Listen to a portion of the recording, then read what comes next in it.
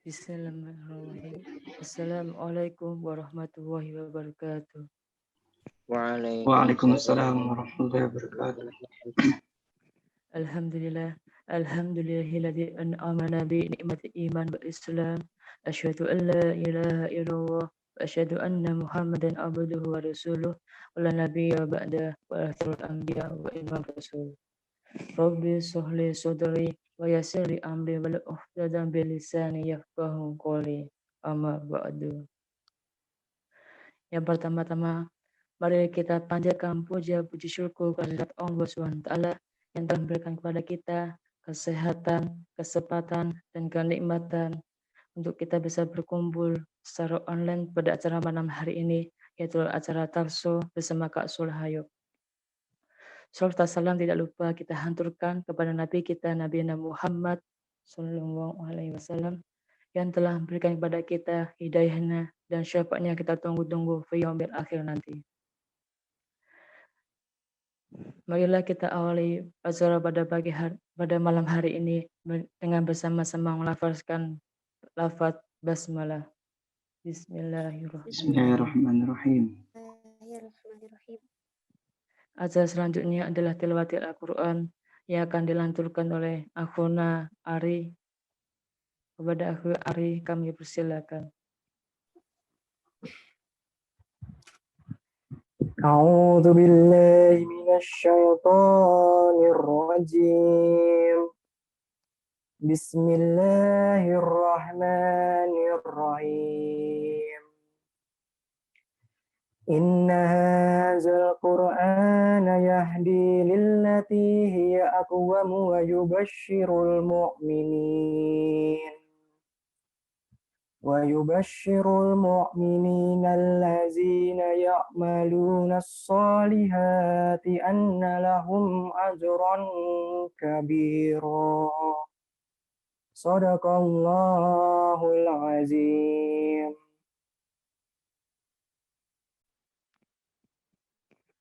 Sadaqallahul adzim wa sadaqar rasulul karim. Alun dalik nasyahid syahid. Semoga dengan lantunan ayat suci Al-Quran pada malam hari ini bisa melaksanakan acara pada malam hari dengan acara yang selamat, dengan acara yang lancar sekali. Acara selanjutnya adalah takso pada malam hari ini yang akan dibawakan oleh Kak Sulhayub dan akan dipimpin oleh moderator kita Akhuna Bagas. Pada Aki Bagas kami persilakan.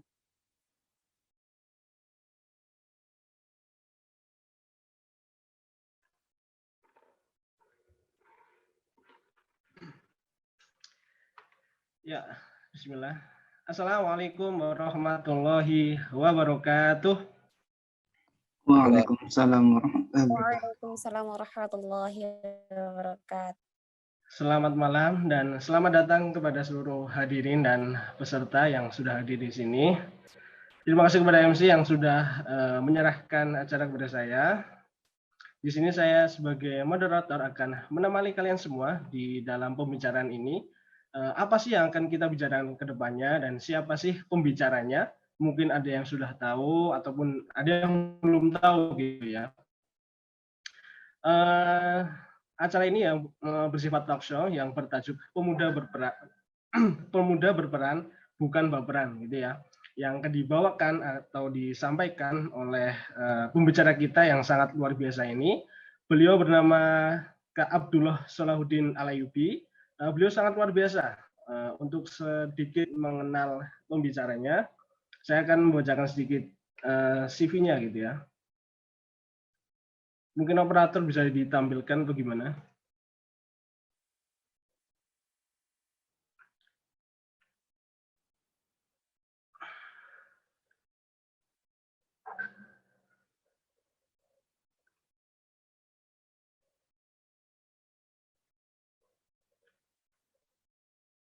Sebentar.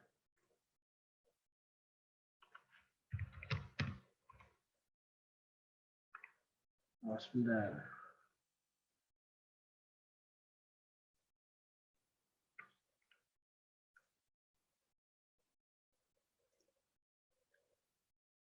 Ya, ini adalah CV beliau.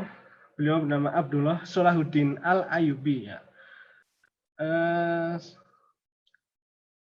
experience atau pengalamannya beliau di pertama ini adalah Rohis di SMK Dewi Sartika sebagai ketua dan juga keluarga Islam Seni Rupa di ITB sebagai ketua juga, ketua Rohis, terus menjadi keluarga Islam Seni Rupa di ITB sebagai Kadif Syiar, terus Reklamasa ITB sebagai founder dan ketua, dan keluarga mahasiswa Islam ITB sebagai kepala sektor, terus Rumah Sahabat Salman ITB sebagai kepala media, terus Reklamasa ITB sebagai ketua MPO. Untuk pendidikan, beliau di Institut Teknologi Bandung, mengambil jurusan seni rupa. Untuk proyek-proyeknya, beliau menjadi panitia, penyelenggara program Ramadan, Idul Adha, terus Simfoni Gamais ITB, terus menjadi tanpa batas Director of Videography, lomba video pendek ya, di Bukalapak gitu ya, menjadi direktur dan sudah sampai ke Dishub Bandung Video Marketing sebagai direktur juga. Untuk achievement juga banyak dan skillnya gitu ya. Beliau saat ini juga sudah menulis sebuah buku juga dan menjadi filmmaker gitu kan. Ya, mungkin itu gambaran kecilnya gitu dari Kak Abdullah Solahuddin Al-Ayyubi.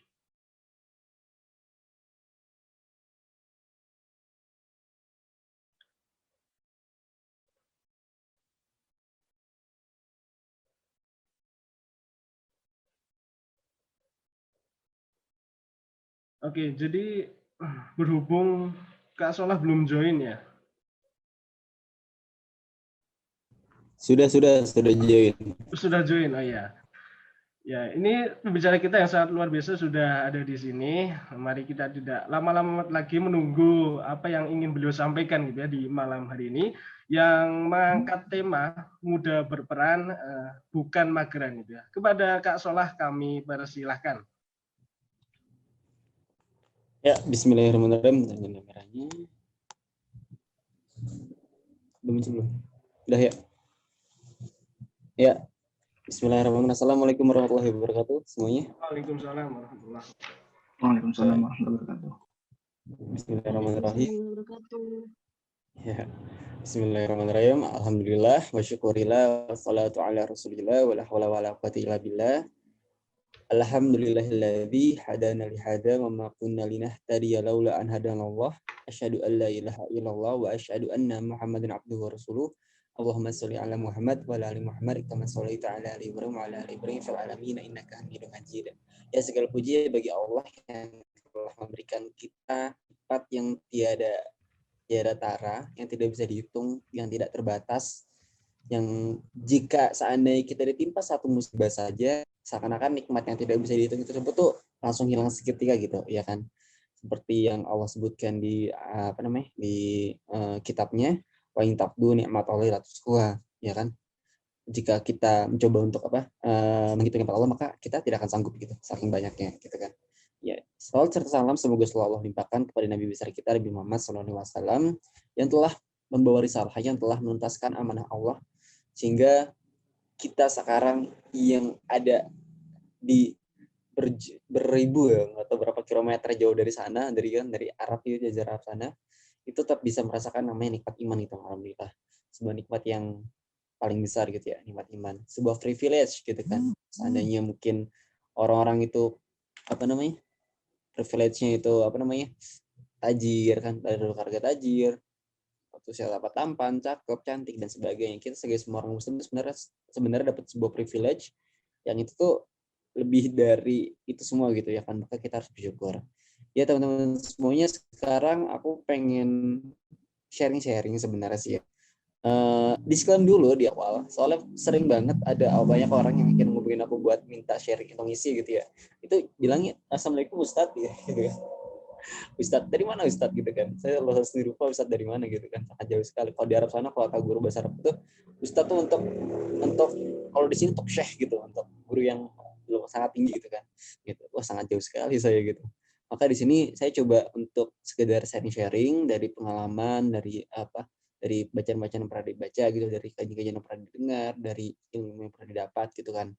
Sehingga kalau seandainya kata mentorku itu ya, mentorku tuh kita sharing-sharing di sini bukan lingkaran taklim sebenarnya, tapi lingkaran tawassul. Bedanya apa? Kalau taklim itu kita mendengar, kita mendapatkan ilmu kita tambah, dan emang akhirnya proses satu arah gitu, ya kan? Proses satu arah, dan emang di situ buat nambah ilmu kita gitu. Tapi lingkaran tawassul ini, lingkaran saling mengingat ini adalah lingkaran-lingkaran yang dimana kita sama-sama tahu kalau kita tuh emang belum sempurna. Kita sama-sama tahu kalau kita tuh ingin menjadi baik bareng. Kita sama-sama tahu bahwa kita tuh sama-sama nggak sempurna gitu kan. Ada saatnya kita menjadi soleh, ada saatnya kita menjadi salah gitu, ya kan. Maka ketika mungkin saat ini aku sedang berbicara dan teman-teman sedang mendengarkan, di lain waktu insya Allah aku yang mendengarkan gitu, teman akan berbicara gitu kan. Dan pun juga masing-masing di sini temannya gitu. Mungkin kadang-kadang ada si A yang akhirnya bisa mengingatkan si B yang lagi lupa gitu kan. Kalau ada kadang gitu, ada saatnya si B itu akhirnya mengingatkan si A ketika A lupa gitu kan. Ada sebuah kesepakatan, ada sebuah pemahaman gitu. Maka di sini di peran kita sebagai mengingatin itu sebenarnya sekedar mengunyah ilmu-ilmu yang pernah kita dapat, musyahadah yang pernah kita dapat, pengalaman yang kita dapat gitu kan dari sebuah ilmu agama yang pernah kita terima gitu, ya kan. Kadang kita nerima ilmu agama tuh kayak oke, sip, mantap gitu kan, tapi ketika akhirnya di lapangan udah diuji tuh kayak wow, sangat luar biasa berat, ya kan, gitu, ya kan. Di situ padahal dipakainya gitu kan, namanya juga orang lah gitu, ya kan. Nah, makanya setiap pengalaman orang, setiap musyahadah orang terhadap ilmu agama, terhadap hikmah yang mereka dapat itu beda-beda kan ya. Maka di sini aku coba sharing-sharing tadi pengalaman-pengalaman apa aja yang akhirnya aku dapati selama ini gitu, ya kan, untuk akhirnya kita sesuai tema tadi tidak menjadi pemuda tidak menjadi beberapa geran, tapi menjadi pemuda berperan gitu kan. Ini menarik banget sih. Ini ada satu hal yang mungkin akhir-akhir ini atau dari lama itu aku coba gali lebih dalam gitu kan. Kayak harusnya seorang manusia tuh hidup itu diapain gitu kan. Kita tuh harus ngapain gitu. Kenapa kita di sini gitu kan. Dan pekerjaan kita, terus kayak peran kita, kesibukan kita sebenarnya mau dibawa kemana gitu, ya kan. Ini menarik sekali sih menurutku sih. Karena kadang-kadang kadang gini, dosa, kalau kata Syekh Hamzah Yusuf ya lagi, ya kan, dosa yang paling akhir jadi paling dasar gitu kan, itu tuh gofla gitu kan. Gofla tuh kalau bahasa Inggris tuh heedlessness, ya mungkin bahasa lainnya adalah unmindful, ya kan. Kalau bahasa Indonesianya itu tidak aware, ya. Tidak aware juga bahasa Inggris ya, aware ya. Tidak sadar, tidak cekatan gitu ya, tidak lalai gitu kan. Mungkin bahasa yang paling gampang tuh lalai. Kenapa akhirnya lalai ini menjadi sebuah dosa yang akhirnya manfaat dosa lainnya gitu. Ketika hidup kita terbentuk rutinitas, ya kan, bentuk rutinitas, hari-hari berjalan begitu saja, ya kan, semua terasa normal, semua terasa biasa saja, semua terasa baik-baik saja gitu kan. Maka tanpa disadari tubuh kita tuh akhirnya bergerak secara autopilot, ya kan, ya kan. Kita makan, kita sholat, kita mau ngapain pokoknya, tapi kita nggak sadar gitu, ya kan. Saking akhirnya ada di zona nyamannya, kita akhirnya makin mencari sebuah pekerjaan yang emang itu cuma membuat diri kita nyaman gitu. Ini lagi-lagi apa yang aku sampaikan ini untuk diriku sendiri juga ya kan. Ini aku lagi monolog sebenarnya nih, ya kan, lagi nasihatin diri sendiri nih, aku lagi ngeliat diriku di HP. Ya kan. Nah, GoFlow tadi ya, autopilot tadi, itu kadang kita akhirnya merasa tidak ada hal yang perlu kita perjuangkan gitu kan. Karena kenapa? Karena kita merasa baik-baik saja. Kadang kita akhirnya kayak, pernah lah teman-teman di sini, semua pun juga pernah gitu, tenggelam dalamnya namanya HP gitu kan, sosial media, main IG berjam-jam, main YouTube berjam-jam dan sebagainya gitu, ya kan, tanpa sadar kayak waktu udah lewat banyak banget, dan akhirnya kita menyanyiakan waktu kita gitu, ya kan. Kalau kata ulama, menyanyiakan waktu adalah menyanyiakan hidup, ya kan, karena hidup itu adalah waktu sejatinya, ya kan. Nah, kenapa akhirnya bisa kayak gini gitu kan? Karena kita tuh udah nggak mindful, kita udah nggak melakukan pekerjaan kita itu secara sadar sepenuhnya gitu, ya kan. Kadang kita kayak gini, kalau ada seseorang yang tiba-tiba akhirnya terdampar di sebuah pulau, terus dia lupa sama sekali sebelumnya dia di mana, dan dia tiba-tiba di sebuah pulau yang itu asing banget, di tempatnya baru banget, orang nggak ada yang kenal dan sebagainya. Hal yang wajar dilakukan itu, kalau seandainya kita jawab nih ya, itu pasti itu tanya gitu. Ini gue di mana, ya kan? Ini di mana? Harus ngapain? Harus nyari apa? Terus kayak Apa yang harus aku lakukan gitu kan, ya kan. Nah, masalahnya tapi ada juga nih orang yang ternyata yang ketika kayak gitu, ketika terdampar di sebuah pulau dan akhirnya dia amnesia, dia lupa sama sekali gitu kan, itu dia langsung bangun terus langsung melakukan apapun yang menurut dia itu enak gitu kan, tanpa harus kayak jawab kayak tanpa ada gelisah kayak gue harus ini apain dan sebagainya gitu kan. Dan mungkin teman-teman semuanya tuh ngerasa heran kayak, ih kok ada orang kayak gitu ya, padahal dia kan harusnya dia panik dong, dia di mana kan. Nah, sejatinya keadaan gofla kita, keadaan lalai kita, keadaan heedlessness kita itu seperti itu gitu, ya kan. Kita terdampar di dunia ini, yang dimana sebenarnya dunia itu jauh lebih rimba daripada hutan rimba gitu kalau kamu sebutkan. Ya karena kenapa? Karena dunia itu nggak ideal gitu kan. Dunia ini mungkin kita ngerasa enak-enak aja gitu, tapi sejatinya dunia ini adalah cobaan. Mungkin sekarang kita nggak rasa gitu kan, tapi akhirnya untuk beberapa orang yang Allah izinkan untuk melihat realita dunia, kayak misalnya saudara-saudara kita di Palestina, saudara-saudara kita di Suriah dan sebagainya gitu kan, apa namanya, dia akhirnya sadar gitu bahwa dunia ini memang tidak ideal gitu kan, ini memang tidak ideal. Dan akhirnya orang-orang seperti itu menyibukkan diri dengan ibadah dan sebagainya karena sadar bahwa ini tuh ideal dan akhirnya tujuan gue tuh bukan di sini gitu. Ending gue tuh bukan di sini, ending saya, ending anak gitu ya, orang harap gitu kan. Bukan di sini gitu, iya kan. Tapi di akhirat nanti gitu. Maka di sini akhirnya kita harus nyari bekal sebaik-baiknya. Makanya maaf tadi istri saya. Ya, iklan sebentar. Apa namanya? Itu nama tadi. Gue fly. Maka oke gini. Maka kita seharusnya ya itu emang akhirnya memandang hidup ini sebagai sebuah ladang, sebagai tempat yang dimana ini tuh bukan tempat ending kita. Ini tuh dunia itu sebenarnya diciptakan untuk akhirnya menghancurkan hati kita gitu, menghancurkan kita gitu. Kita berada pada dunia pasti kita bakal kecewa gitu. Mungkin kita sekarang kayak naik asik-asik aja gitu. Justru itu ujiannya juga gitu. Ketika kita akhirnya merasa dunia baik-baik saja, kita lupa gitu purpose-nya. Kita akhirnya menjadi gofla, kita akhirnya menjadi heedless, ya kan? Kita jadi lalai terhadap untuk apa kita di sini, ya kan? Siapa kita dan kemana kita akan pergi gitu kan. Padahal 3 pertanyaan itu 3 pertanyaan penting banget ya kan dalam hidup yang harusnya sudah kita jawab sejak kecil gitu. Maka di saat-saat seperti ini yang mungkin beberapa dari kita merasa dalam kondisi gofla, dalam kondisi lalai, dalam kondisi tidak sadar gitu kan. Mari kita coba sejenak berhenti dari hiruk pikuk dunia, dari hiruk pikuk kesibukan kita semuanya, lalu berpikir lagi gitu kan. Sebenarnya gue di sini untuk apa gitu? Seorang Shola Ayub lahir itu untuk apa? Seorang Ujang Sprito entah siapapun itu kenapa dia lahir gitu kan? Seorang Bambang, kenapa Bambang lahir ya kan? Karena lahir kita itu tuh sudah menyusahkan banyak orang, menyusahkan orang tua kita, ibu kita, bapak kita, bidan dan mungkin nenek kita dan sebagainya gitu. Maka kalau seandainya akhirnya kita ada di dunia ini sudah banyak orang, sudah menikmati nikmat Allah sangat banyak sekali dan akhirnya masih belum tahu gue masih ngapain di sini gitu ya kan? Apa yang gue kejar gitu? Kenapa gue di sini gitu ya kan? Maka berarti belum ada sense akan akan kegelisahan bahwa diri itu sebenarnya masih tersia-siakan gitu kan, kasarnya gitu.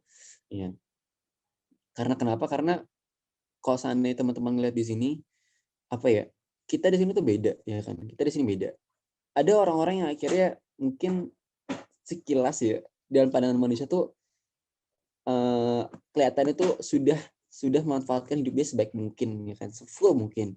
Yang dimana orang-orang ini mungkin menokoh kayak mungkin siapa ya, Najwa Shihab, Malcolm X ya kan, para ulama besar gitu kan, terus kayak pemimpin negeri, khalifah dan sebagainya gitu kan. Kita tuh mikir bahwa itulah manusia-manusia yang udah teraktualisasi dirinya sepenuhnya gitu ya kan, sehingga kita yang akhirnya mungkin bukan sampai siapa gitu kan, yang akhirnya mungkin yang pedagang depan aja mungkin nggak tahu gitu kan, tukang parkir depan aja nggak tahu kita siapa gitu. Nah, jadi tetangga kita juga nggak tahu kita siapa gitu kan. Itu hidupnya belum termaksimalkan ya, belum teraktualisasi ya kan. Secara langsung sebenarnya kita akhirnya mengindikatorkan membuat indikator keberhasilan seorang manusia itu adalah tadi dikenal namanya ya kan, berhasil, menokoh dan sebagainya. Secara nggak langsung ya kita bilang indikator keberhasilan manusia adalah terkenal ya kan, terkenal. atau kaya gitu, ya kan? Nggak tinggi-tinggi aja gitu. Tapi kalau sana akhirnya kita ngelihat ini pakai sudut pandang yang ini deh, sudut pandang apa namanya?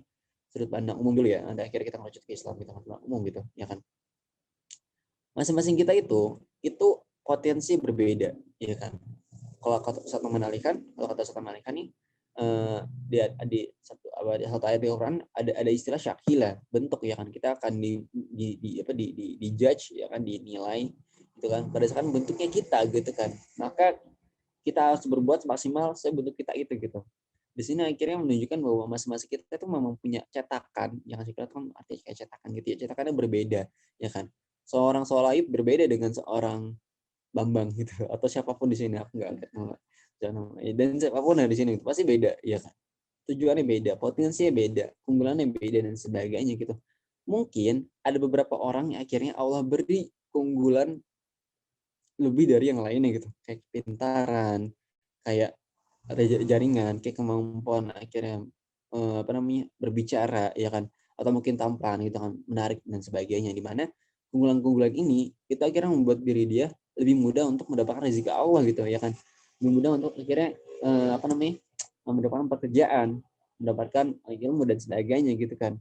Sehingga mungkin orang-orang kita lihat sekarang itu sebagai seorang yang besar gitu ya, ada usahanya, memang ada usahanya, ada ikhtiarnya di sana, pasti ada ikhtiarnya, itu kan jalan ya, itu adalah apa, itu sebagai jalan penyebab gitu kan. Tapi lagi-lagi yang menentukan bahwa kira orang itu menjadi seperti itu adalah privilege tadi gitu, ya kan, kemampuan dasar tadi, ya kan, kesempatan yang mungkin nggak semua orang tuh punya, ya kan? Aku pernah ngobrol, temanku pernah ngobrol ke seseorang, orang tajir banget, dia tuh punya ekspedisi kapal, bukan ekspedisi JNT atau apa, itu ekspedisi B2B, bisnis ke bisnis, jadi emang mainan tuh bertonton dan sebagainya gitu, luar negeri. Seorang itu ibu-ibu, ya kan, di mana ya pasti tajir banget dong, dia punya rumah banyak, gede banget lagi, ya kan. Nah, dia bilang anak itu pengen nerusin bisnisnya dia, ya kan, dan teman saya itu nanya ke ibunya ini, ya kan, Ibu, sebenarnya bisa nggak sih kita orang biasa ini gitu kan, orang biasa ini bisa sekaya ibu gitu, bisa punya bisnis segede ibu gitu kan.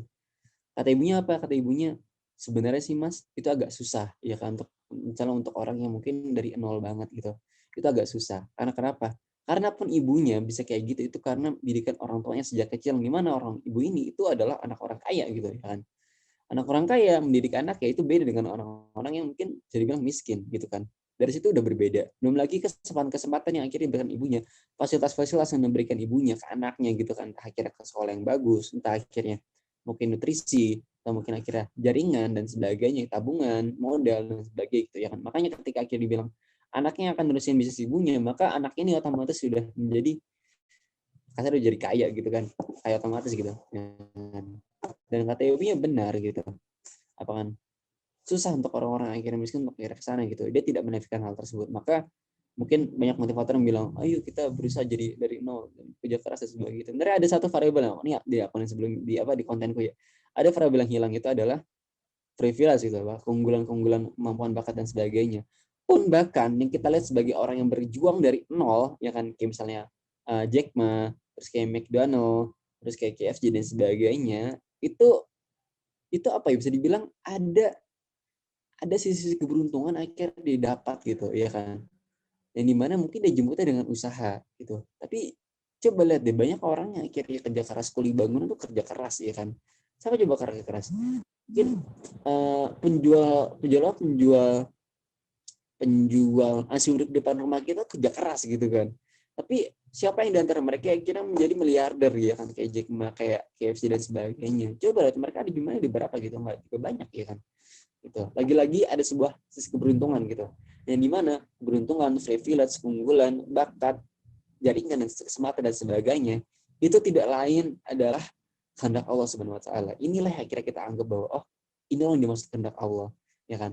Jadi kita nggak semata mikir bahwa oh, orang itu bisa karena kehendak Allah gitu kan. Tapi ya mungkin kalau sana akhirnya kita pengen pahamin lebih dalam ya dari sisi rasionalnya gitu, itu adalah kehendak Allah, salah satu contohnya gitu kan. Seorang desainer yang dimana dia tuh baru belajar misalnya 2 tahun gitu kan, desainnya nggak terlalu bagus, tapi dia bisa dapat klien gitu. Padahal kalau sana dia akhirnya ngeliat Instagram, dia ngeliat Behance, dia lihat website lainnya, banyak desainer yang lebih jago gitu daripada dia gitu kan. Tapi kenapa ada orang mau desain ke dia gitu? Karena lagi-lagi Allah menutup kesempatan si orang ini, kesempatan orang lain desain lain, untuk akhirnya ketemu kliennya gitu ya kan. Inilah yang akhirnya kehendak Allah bekerja di sini gitu ya kan. Kita nggak bisa lepas dari Allah. Maka kita pertama kita dari sini kita sadar bahwa oke, fine, ada orang-orang yang akhirnya memang diberi kesempatan lebih dari Allah gitu ya kan. Dan mungkin ada juga orang-orang yang nggak diberi kesempatan ya kan. Yang mungkin kalau istilahnya Syekh Hamid Yusuf adalah simple man gitu, orang-orang simple, orang-orang sederhana ya kan. Lalu apakah orang-orang yang besar ini itu lebih mulia daripada orang sederhana ya kan? Jawabannya sebenarnya tidak, bentukan itu tidak gitu kan. Kalau seandainya orang kaya itu beri kelebihan, lebih kenikmatan, diberi kesempatan dan sebagainya, sejatinya mereka itu adalah diberi tanggung jawab, diberi ujian gitu ya kan, diberi kemampuan, diberi ujian. Apakah mereka akan menggunakan semua nikmat itu untuk akhirnya mendekatkan diri ke Allah, untuk akhirnya menjalankan semuanya untuk kebaikan, untuk menyebarkan kebaikan ke hamba-hambanya yang lain gitu, atau akhirnya untuk memberkahi diri sendiri itu, untuk memperkuat namanya sendiri, untuk akhirnya jadi terkenal sendiri dan sebagainya gitu kan. Lalu untuk orang-orang simpel ini, coba aku tanya ke teman-teman semuanya. Karena teman-teman pasti tahu lah ya di sini, orang-orang LDK tahu yang namanya sahabat Rasulullah Sallallahu Alaihi Wasallam, Uwais Al-Qarni ya kan. Beliau ini bukan siapa-siapa, tidak terkenal, bukan panglima perang, bukan khilafah gitu, bukan khalifah ya kan, bukan gubernur, bukan pemimpin, bukan orang pinter lah gitu ya kan. Beliau adalah orang sederhana yang dimana kecintaan dia terhadap orang tuanya, bakti dia orang tuanya, akhirnya dia dimulakan gitu sampai surga gitu kan. Dan bahkan Rasulullah ya kan, dimana dia nggak mau terkenal di dunia ini gitu ya kan. Tapi makanya tadi gitu ya kan, kok seandainya kita bandingin dengan Umar bin Khattab ya kan, dengan Ali bin Abi Thalib, dengan Abu Bakar, yang dimana khalifah semuanya itu sangat berbeda ya kan. Tapi tetap aja kemuliaannya itu tidak kurang gitu, tidak kalah ya kan, tidak kalah banyaknya gitu ya kan. Maka di sini kita tahu bahwa justru masing-masing itu punya perannya gitu ya kan.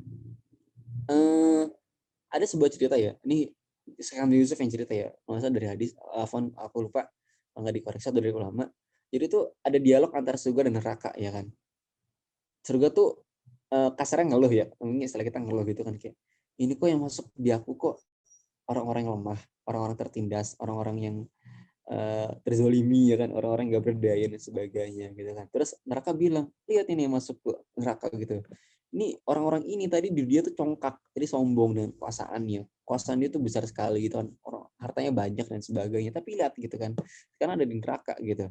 Nah, ya kan, di sini kita bisa tahu bahwa orang-orang yang di neraka ini tadi ya, yang orang-orang akhirnya dulu di dunia tuh, tadi di dunia ya kan, punya kekuasaan, punya perintahan pasti kan, kalau kayak gitu kan, punya jaringan, punya privilege, punya keberuntungan dan sebagainya, itu akhirnya tidak menggunakan apa yang Allah kasih untuk kebaikan gitu, justru malah untuk jadi sombong gitu. Maka kita bisa lihat tadi, kembali lagi bahwa segala nikmat-nikmat ini kesempatan akhirnya yang kita usahakan, kita dapatkan yang namanya kesuksesan itu adalah tanggung jawab, itu adalah amanah, itu adalah sebuah ujian gitu kan. Maka sejatinya kalau seandainya kita meminta kesuksesan, kita meminta sebuah tanggung jawab ya kan. Ya it's okay gitu, lagi-lagi kan itu dunia untuk akhirnya beramal soleh, untuk beramal sebaik-baik, ya it's okay gitu ya kan. Tapi lagi-lagi kita sadar bahwa jika seandainya kita di dunia mungkin tidak mendapatkan sebegitunya ya kan, tidak mendapatkan nikmat yang mungkin orang-orang lain tuh dapatkan lebih gitu kan, maka tidak apa-apa ya kan. Karena kenapa? Karena mungkin akhirnya Allah menentukan rezeki kita seperti itu gitu.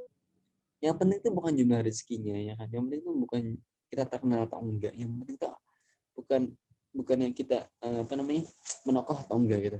Yang penting adalah dari surat Al-Zariyat, yang penting adalah kita akhirnya melaksanakan tugas kita, tujuan hidup kita, tujuan ciptaan kita sebagai hamba Allah Subhanahu wa taala ya kan. Wa khalaqal jinna wal ins illa liya'budun ya kan. Allah tidak menciptakan jin dan manusia kecuali untuk beribadah kepadaku gitu kan, kepada Allah gitu. Dan di Al-Mulk ayat 2, lagi khalaqal mauta wal hayata liyabluwakum ayyukum ahsanul amala ya kan. Yang menciptakan kematian dan kehidupan ini kan, untuk menguji siapa di antara kita yang terbaik amalin. Maka di sini kita sebenarnya sedang berlomba ya kan, bukan untuk membandingkan, tapi akhirnya untuk maksimal bergerak menggunakan semua potensi kita untuk akhirnya mengalirkan yang namanya ahsanul amala, melahirkan amalan terbaik gitu kan, ahsanul amala gitu. Maka kalau seandainya akhirnya kita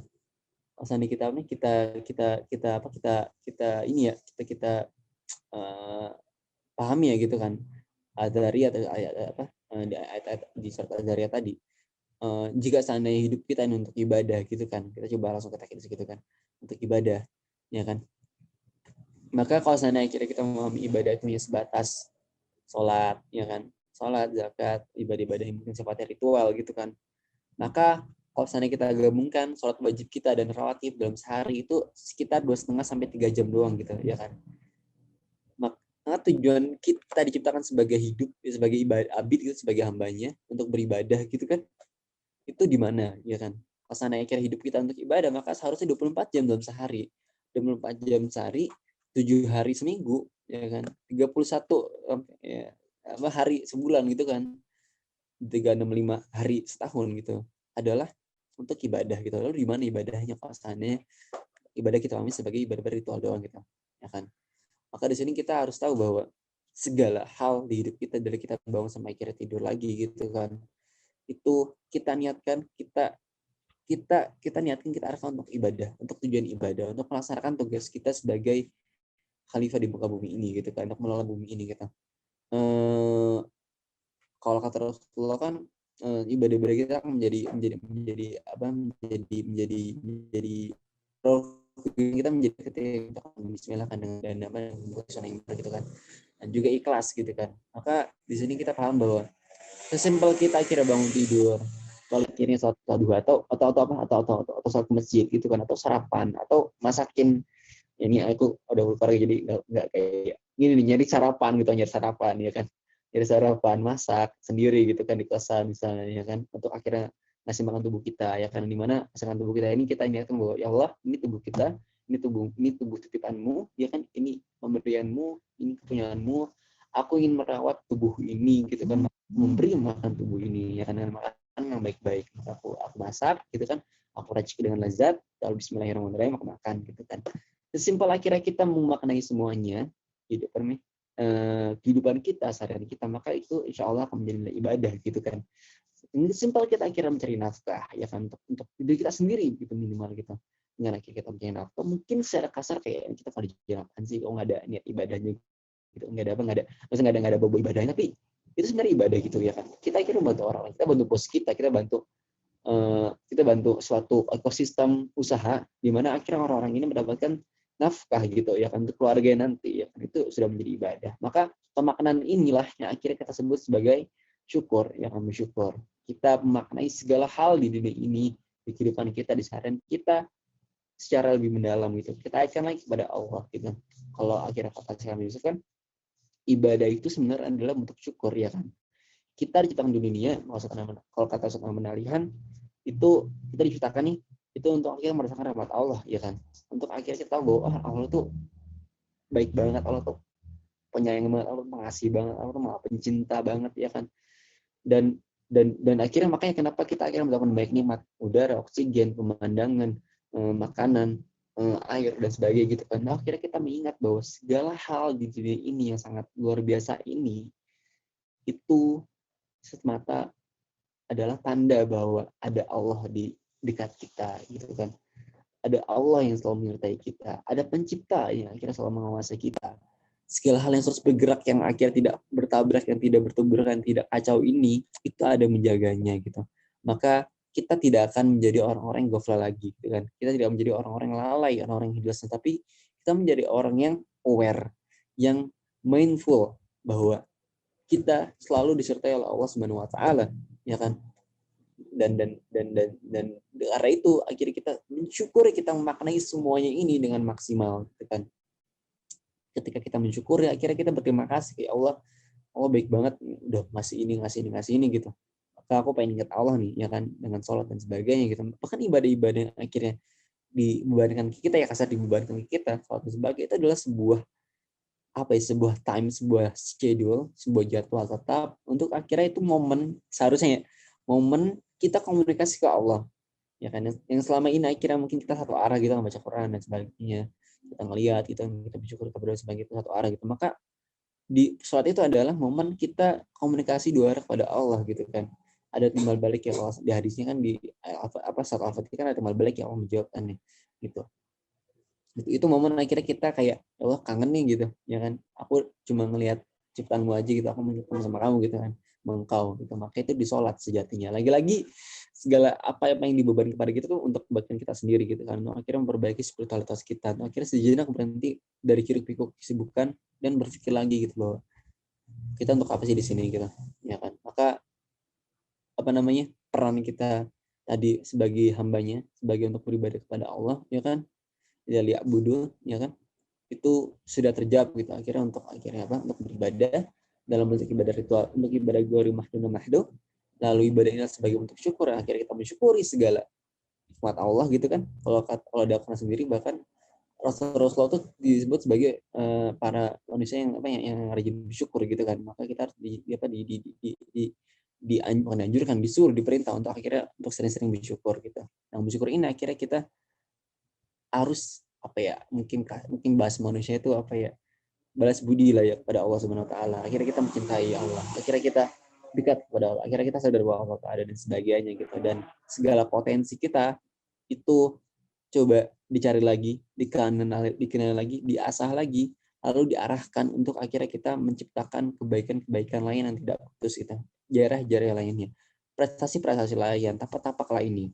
Aku nggak tahu di sini mungkin teman-teman sebagian ada yang menjadi tokoh, ada yang menjadi menteri, ada yang menjadi bos, ada yang menjadi pengusaha, ada yang menjadi karyawan sukses, ada yang menjadi dosen, ada yang menjadi apapun itu gitu, ada yang jadi ulama bahkan dan sebagainya gitu. Tapi mungkin ada teman-teman semua yang lain juga yang menjadi karyawan biasa, menjadi rumah tangga biasa, menjadi guru TPA dan sebagainya, dan itu tidak mengurangi sama sekali kemuliaan teman-teman semuanya gitu ya kan. Lagi-lagi di mata Allah yang akhirnya yang akhirnya mampu menilai itu semua gitu kan, bukan manusia. Maka jangan sampai akhirnya kita tertipu dengan penilaian manusia gitu kan. Kita di dunia ini itu untuk mati ini yang bermanfaat adalah penilaian dari Allah Subhanahu wa taala ya kan. Maka jangan sampai akhirnya kita tersibuki dengan hal-hal yang tidak berguna seperti tadi gitu kan. Gitu. Dan tugas kita memang akhirnya itu untuk maslahatum, akhirnya berusaha dengan maksimal ya kan, dengan potensi kita nggak ada yang tahu gitu, kita nggak ada yang tahu sama sekali gitu. Mungkin sekarang kita ngerasa kayak gue bukan siapa gitu, tapi mungkin dengan usaha-usaha keras akhirnya Allah mengizinkan kita mengizinkan kita untuk akhirnya mencicipi, menikmati sedikit dari nikmatnya di dunia ini gitu, akhirnya jadi sukses dan jadi ulama dan sebagainya gitu. Tugas kita berusaha. Mungkin manusia nilainya nanti ketika udah beres gitu kan, akhir gitu, oh ini orang berhasil jadi pengusaha, oh ini orang berhasil jadi ulama, oh ini berhasil jadi dosen dan sebagainya gitu. Tapi lagi-lagi Allah yang menilai prosesnya gitu kan, Allah yang bisa menilai prosesnya, Allah menilai prosesnya jalan selama itu kayak gimana. Beda nilainya antara orang yang jago bahasa Arab karena memang jago bahasa, yang dimana dia belajar sedikit lalu dia jago gitu, antara orang yang udah mati-matian begadang tiap hari, udah baca banyak buku, udah tanya ustadz, tanya guru gitu kan, tapi dia tetap gak bisa bahasa Arab gitu. Maka proses dari usaha-usahanya jatuh bangun bahasa Arab itu, selama niatnya adalah untuk Allah, ikhlas gitu, maka itu menjadi pahala gitu. Maka coba kita bayangin gitu, pahala bayangkan yang mana ya kan. Kalau kata Ustadz Hidayat, untuk orang-orang yang bisa menghafal, jangan-jangan Allah tuh pengen kita yang dengan Quran gitu daripada orang yang mungkin atau apa sekali baca bisa hafal gitu kan. Dan ya banyak teman-teman kita, kawan-kawan kita yang mungkin dimudahkan oleh Allah Subhanahu wa taala dalam menghafal gitu kan, tapi pada akhirnya kita tidak melihat bekasnya gitu ya kan, entah dan sebagainya gitu. Maka di sini kita tahu bahwa yang penting itu adalah prosesnya ya kan. Ada keutamaan pasti dalam seorang hafiz, ada keutamaan kita menjadi seorang ulama, ada keutamaan kita menjadi pengusaha yang akhirnya bisa masih banyak, tapi lagi-lagi Allah yang menentukan. Ya, sudah ini, mohon maaf sebelumnya Afwan, saya ada uzur, ada deadline sebenarnya sih, ini mendadak ya kan, dan jam 12 malam tadi, jadi saya nggak bisa lama-lama, saya jadi cuma bisa setengah jam doang. Sekian dari saya materinya, mohon maaf jika ada yang salah, datang dari saya pribadi, dari setan, yang benar dan bermanfaat dari Allah Subhanahu wa taala ya kan. Saya kembalikan lagi kepada moderator. Ya, terima kasih kepada Kak Solah ya yang sudah memberikan materinya kepada kita semuanya. Selanjutnya pada hadirin sekalian, apabila ada yang mau ditanyakan kepada Kak Solah, maksimal untuk 2 penanya. Silakan bisa open mic atau di chat. Silakan.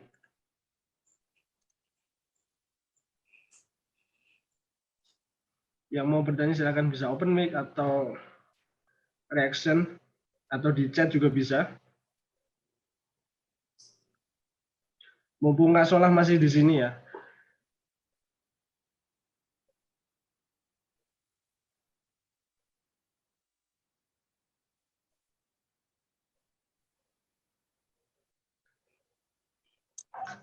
Gimana? Ada yang mau bertanya?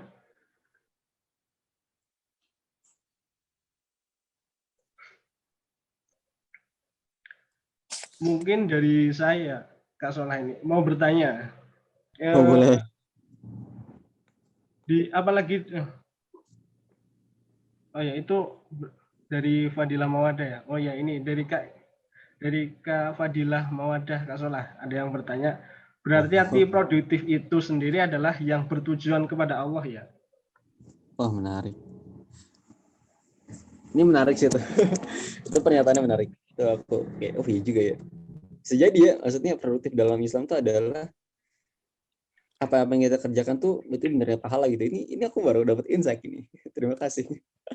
Nggak malam ya, tapi itu menarik sih itu, ya kan.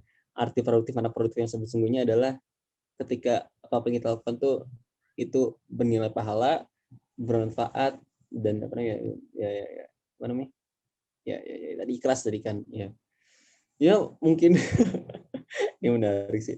Kalau di bukunya Produktif Muslim sebenarnya sih aku coba inget-inget ya, kalau lupa, kalau nggak salah hal-hal apa namanya ya mirip kayak tadi sih ya kan. Jadi produktif itu adalah ya ketika kita akhirnya menggunakan waktu kita dengan semestinya gitu. Kalau nggak salah, aku lupa banget Afan, kalau nggak salah kayak gitu sih, apa mirip kayak yang tadi bilang tadi, ketika akhirnya kita menggunakan waktu kita untuk hal-hal yang itu akhirnya bermanfaat, bernilai pahala, bernilai kebaikan gitu kan, insya Allah itu dalam kacamata Islam itu adalah nilai produktif. Jadi nggak sebatas gawe gitu kan. Kalau seandainya kita akhirnya melihat terminologi dari makna umumnya gitu kan, produktif adalah apa ya, aku nggak ada asal pasia sih, tapi kebanyakan akhirnya para speaker, para speech, para pemateri lecturer itu merujuknya ya produktif itu adalah ketika kita menghasilkan sesuatu gitu kan, menggunakan waktu kita akhirnya yang sebaik-baiknya, seefisien mungkin, seefektif mungkin gitu kan, itu akhirnya menghasilkan sebaik-baiknya gitu kan. Mungkin kita bisa jadi sibuk ya kan, kesana kemari nggak ada berhenti, tapi kita nggak bisa apa-apa dengan nggak efisien gitu, itu nggak produktif. Kalau seandainya produktif dengan kacamata umum gitu kan, tadi efisien tadi ya, kacamata Islam kayak gitu ya, efisien, efektif, dan itu bernilai pahala. Itu sebuah indikator yang tambahan. Itu menarik sih. Itu kalau nggak salah ya apa nih, kalau nggak salah di buku Produktif Muslim itu jelasannya kayak gitu ya kan, sama. Jadi insya Allah ya. Allahu a'lam.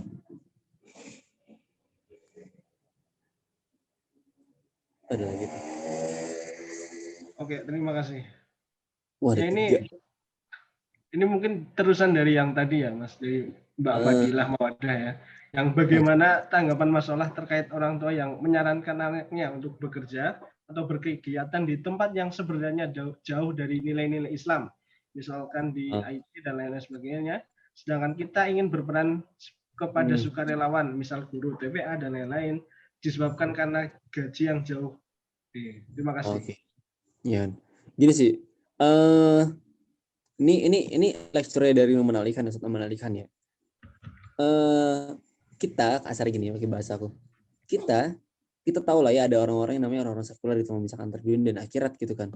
Islam dan dunia gitu, itu ada suatu hal yang perlu dipisahkan gitu. Dan menariknya adalah orang-orang Islam yang mungkin itu dalam sendiri, jadi kita tenggelam dalam sifat sekuler gitu. Kita memisahkan antara dunia dan Islam ya kan. Kita memisahkan antara pekerjaan yang mungkin kelihatannya agama gitu, kayak gunung ngaji dan sebagainya, dengan tempat-tempat umum kayak IT dan sebagainya gitu kan. Padahal mah Islam itu sendiri itu tadi ya, kita diberi tugas oleh Allah di dunia ini untuk menjadi khilafatul ard gitu kan, khilafah di muka bumi gitu kan. Khilafah itu artinya adalah perwakilan gitu kan, yang dimana kita mewakili untuk akhirnya mengelola bumi ini gitu. Semua pekerjaan yang halal ya, IT, terusnya apa namanya, masuk guru ngaji juga gitu kan, atau guru biasa, atau guru IPA, atau saintis dan sebagainya, itu adalah ya salah satu pengejawantahan dari apa namanya, pengejawantahan dari ini apa namanya, khilafah di muka bumi gitu kan, pengelola di muka bumi gitu. Ya justru ketika akhirnya kita melaksanakan hal tersebut dan kita akhirnya ikhlas tadi ya, ikhlas dan kita naikkan untuk Allah Subhanahu wa taala, itu menjadi nilai ibadah gitu kan. Ya kan?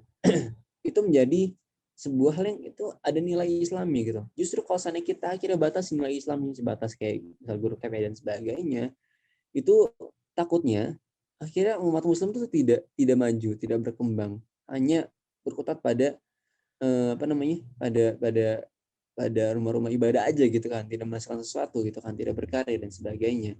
Pada Allah kan sudah menciptakan segala potensi kita manusia ini sangat luar biasa gitu. kecuali kalau seandainya mungkin ada suatu wilayah yang dimana guru ngaji itu nggak ada gitu kan, kita melihat masalah gitu, dan kita melihat bahwa potensi diri kita lebih cocok untuk menjadi guru daripada menjadi seorang IT gitu kan. Itu lagi balik lagi ke potensi diri gitu kan, potensi diri ya kan. Kita ngelihat nih ada masalah, problem ya kan, ini gue bisa ngajar ya kan, gue bisa ngajar gitu, dan ini ada masalah di sini nih, guru-gurunya kurang ya kan, anak-anak tidak terurus gitu kan, dan akhirnya kita inisiatif untuk akhirnya mendirikan atau mengembangkan TPA di sana gitu. Itu menjadi sebuah nilai lebih gitu, beda lagi gitu ya konteksnya ya kan. Tapi kalau seandainya kita mungkin potensi ada di IT dan akhirnya emang udah ada guru TPA dan sebagainya, lagi-lagi kita bagi ke skala prioritas ya kan, fikih prioritas, fikih aulawiyat ya kan.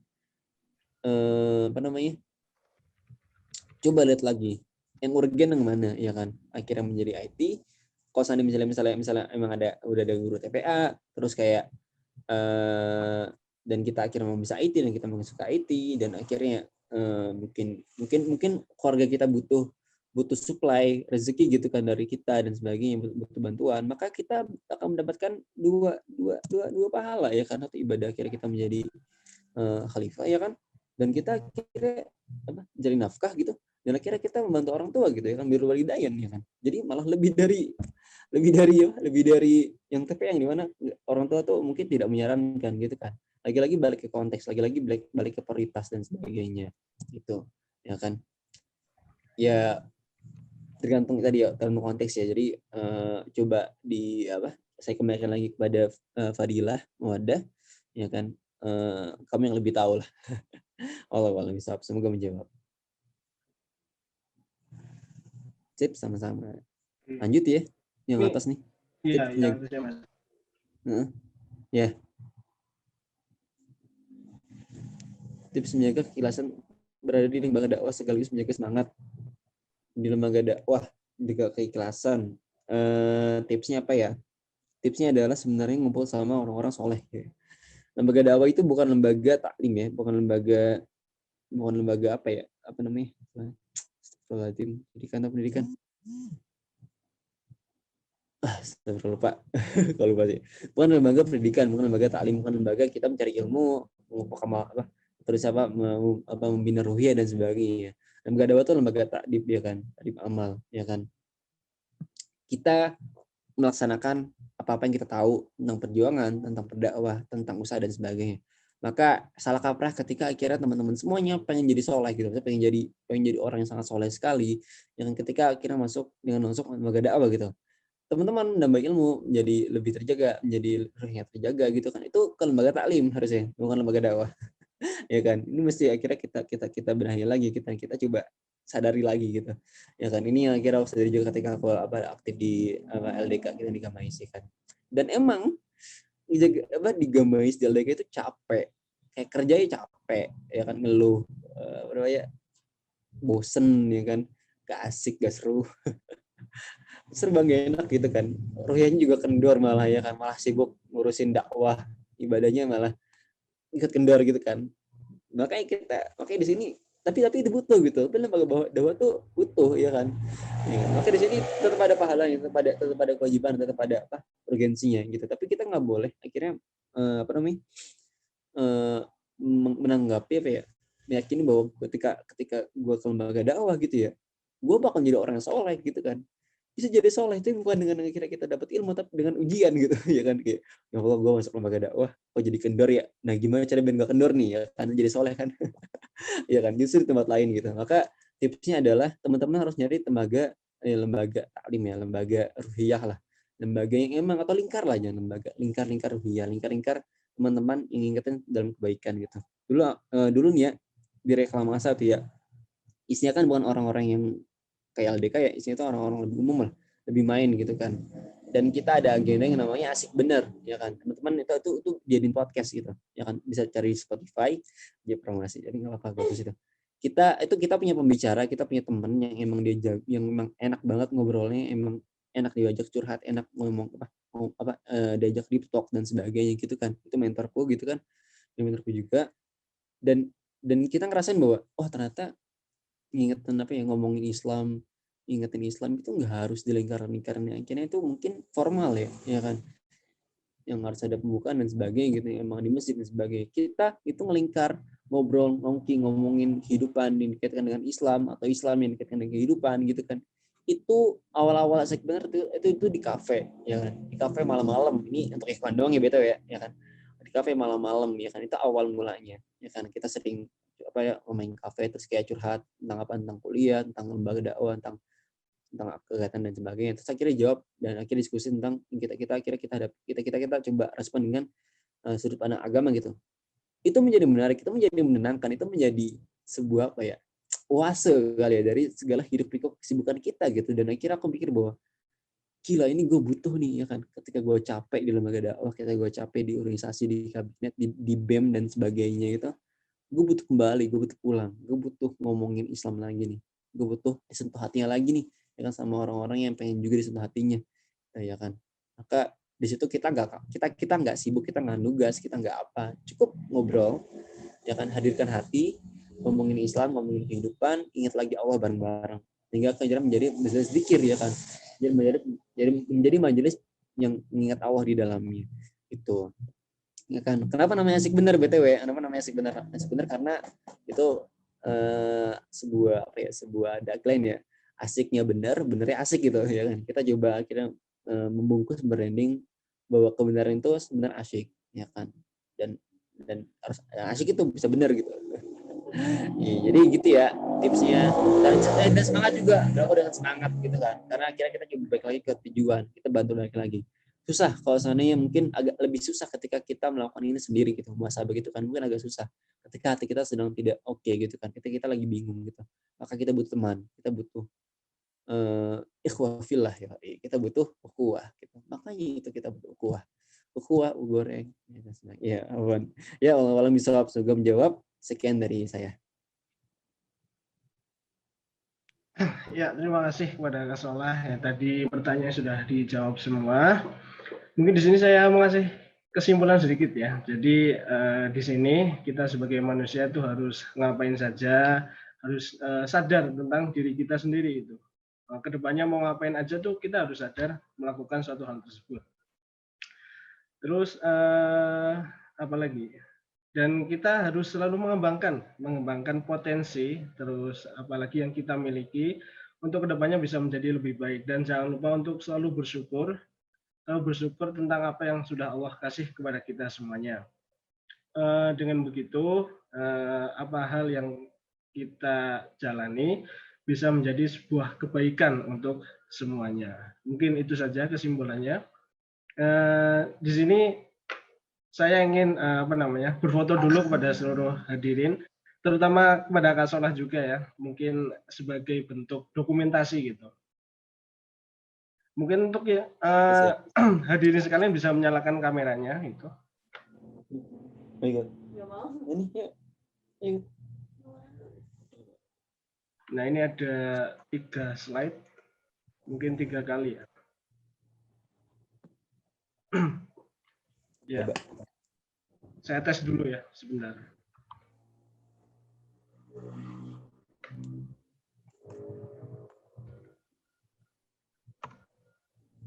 Oke, bisa. Untuk slide pertama dulu, hitungan 3, 1, 2, 3. Udah.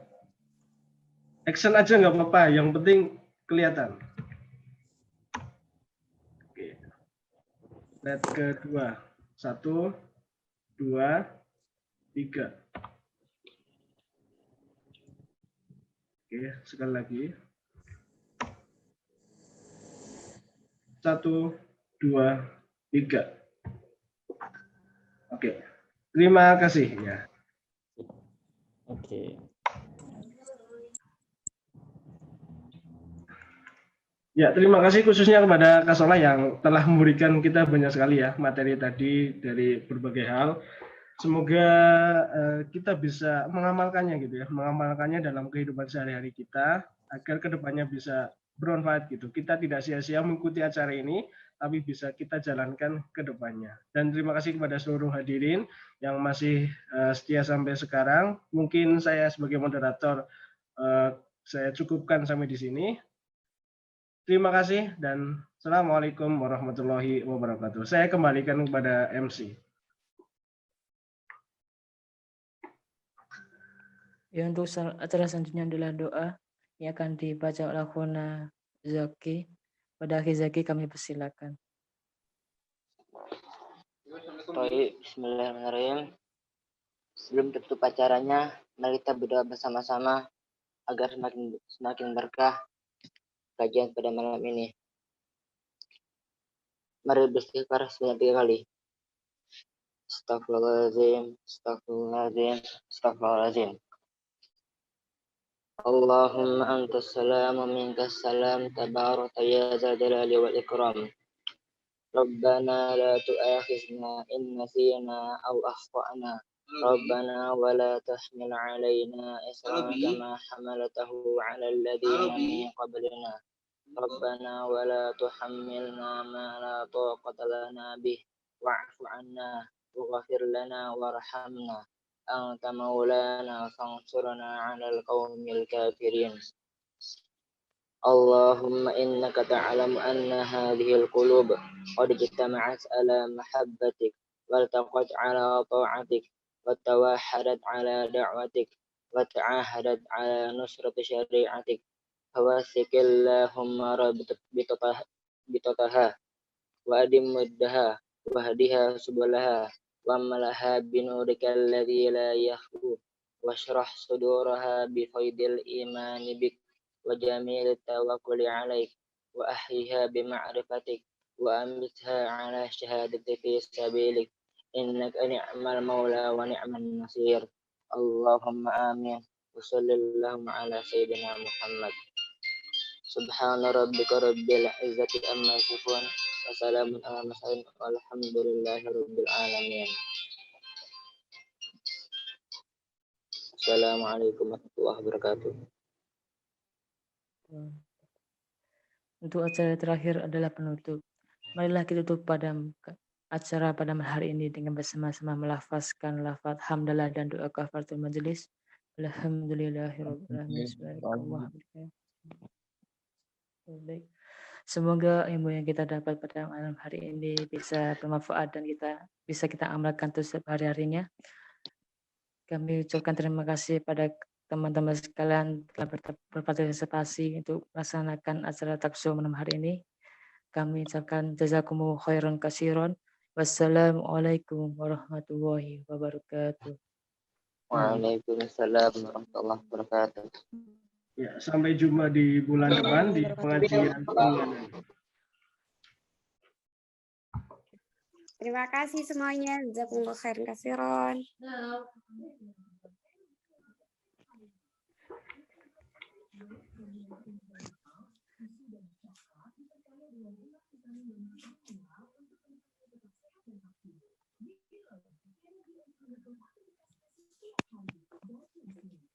Dengan